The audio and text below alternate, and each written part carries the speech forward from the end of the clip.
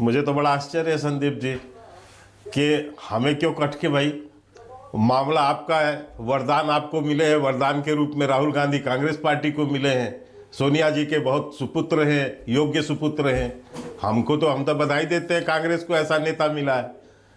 तो हमें इससे क्या, कांग्रेस को रसातल में ले जाने वाले वो है राहुल गांधी। और देख ही रहे आप दिनों पे दिन जो है पिछले 8-10 साल से क्या हो रहा है। 20 साल से लॉन्च करने की कोशिश कर रहे हैं, बेचारे लॉन्च ही नहीं हो रहा है। जब भी लॉन्च करने होते उसके पहले कारतूस फूक जाता है।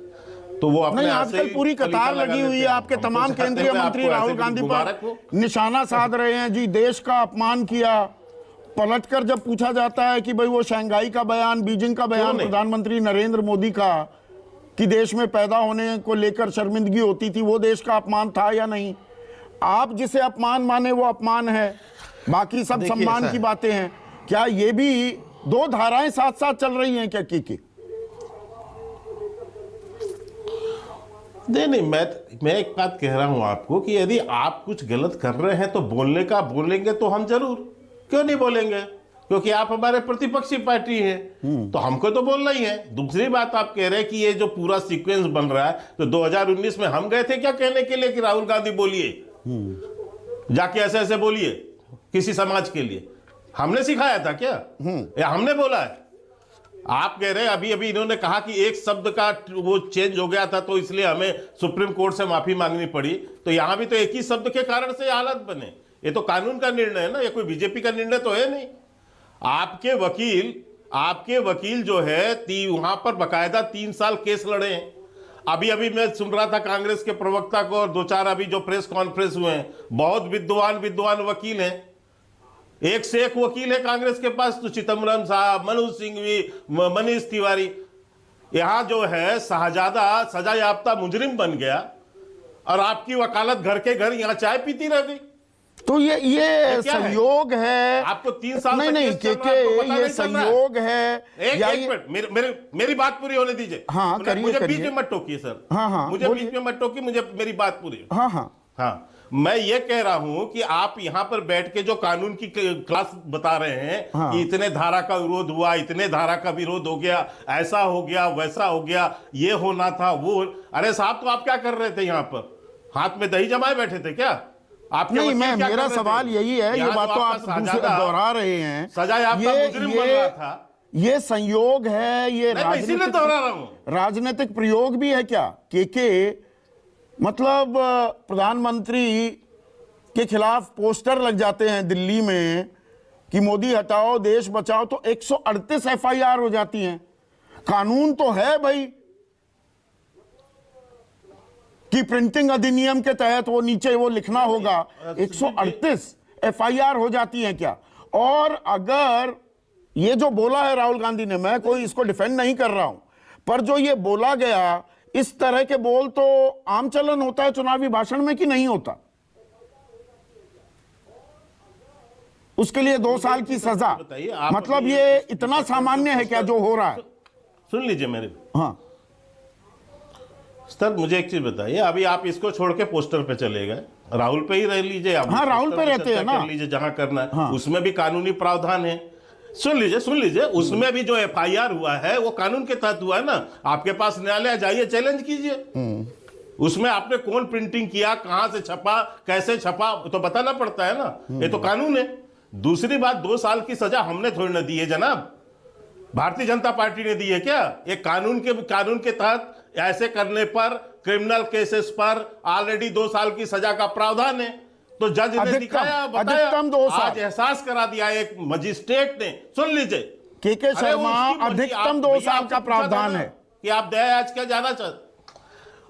अरे साहब, आप उसके विवेक पर प्रश्न उठाएंगे क्या? मजिस्ट्रेट के विवेक पर? हम फैसले पर सवाल उठा रहे हैं, हम किसी के विवेक पर कोई सवाल नहीं उठा रहे। सुन लीजिए, मैं बड़ा सामान्य सा सवाल है, क्यों परेशान दे रहा है? उसने 3 साल में, अरे सब नहीं, परेशान का इशू नहीं है सर, आप विषय ऐसा ला रहे हैं। हाँ। मैं ऐसा कह रहा हूं कि भाई जैसा आपका व्यवहार रहा होगा, जो पूछा होगा उसने, जिस तरह से आपने उत्तर दिया होगा, जिस ढंग से दूसरे वकील ने उस पर किया होगा आर्गुमेंट।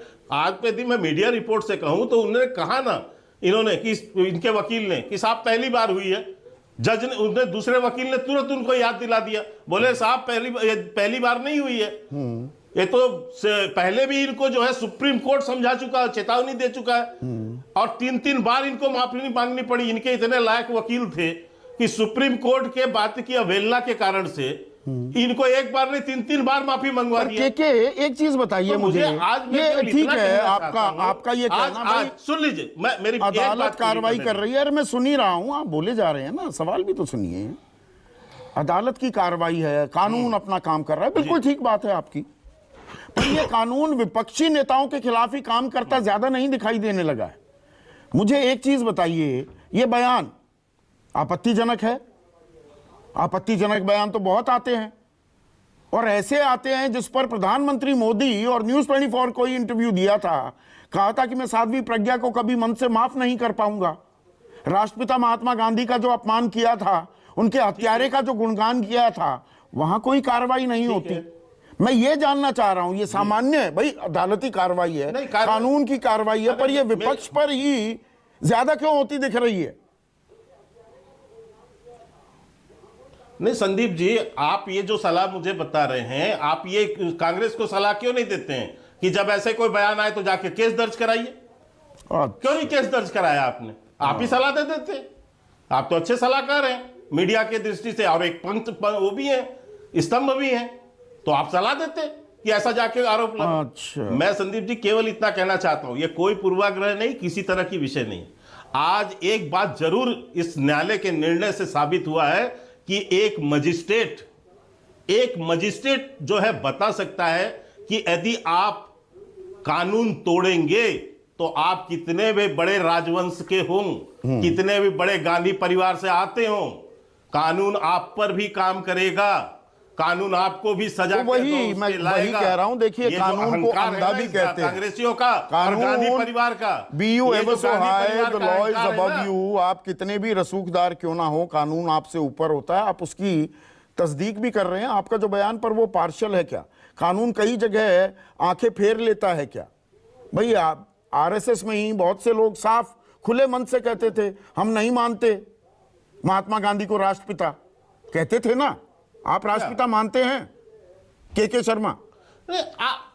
मुझे मैं वैसे ही जानना चाह रहा हूं। आप यहां से वहां जा रहे हैं, राष्ट्रपिता का जानना चाह रहा हूं। नहीं, राष्ट्रपिता मानते हैं ना? मेरी एक बात सुनिए ना, आप मुझे इधर ऐसे मत घुमाइए सर। अच्छा, ऐसे ना। मेरा सीधा सा, आज तक किसने कहा है भारतीय जनता पार्टी के कि हम न्यायालय को नहीं मानते? नहीं, मैं मानहानि की, मैं ऐसे अनायास कोई सवाल कभी नहीं पूछता हूं।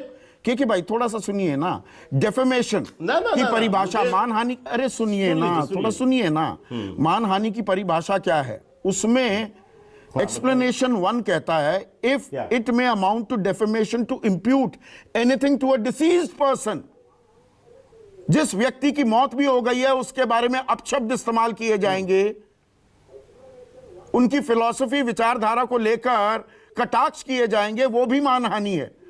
उसका संज्ञान कभी नहीं लिया जाता। ठीक है।